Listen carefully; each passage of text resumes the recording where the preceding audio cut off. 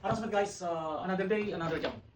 Pagkatapos natin tanggal yung mga framing, install naman natin ngayon ang beam support. Ang gagamitin natin beam support guys ay yung LBL kasi may load bearing ito, kaya kailangan matibay yung ilalagay natin beam.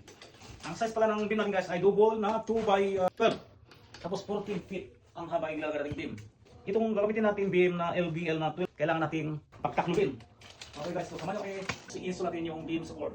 So, pinagtaklob natin guys yung dalawang LBL. Tapos, in-install na rin natin kaagad. Dahil may pagkabigat guys, kaya nagpatulong tayo sa kasama. So, ang ginawa natin dito guys, ay nilagyan natin ng pressure. Pinasubarhan natin para itulak niya yung beam. Ang ginamit natin guys, ay dalawang 2x4 both end para matibay. At saka pinasobrahan ko para may pressure siya para itulak yung beam. So, ganun din guys ang ginawa natin sa kabilang side. At dalawang 2x3 din ang inilagay natin. Pagka nag-open kayo, kailangan i-check nyo rin sa basement. I-check ko nyo guys, i-respect ko sa basement, merong I-beam na katapat dito sa may inopen natin.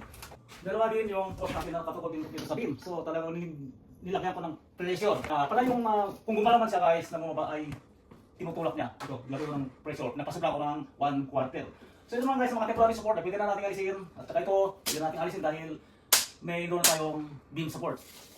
So guys, ganyan lang kadali. Sana may natutunan kayo sa mga idea ko at naidagdag sa inyong kalaman. Thank you guys for watching.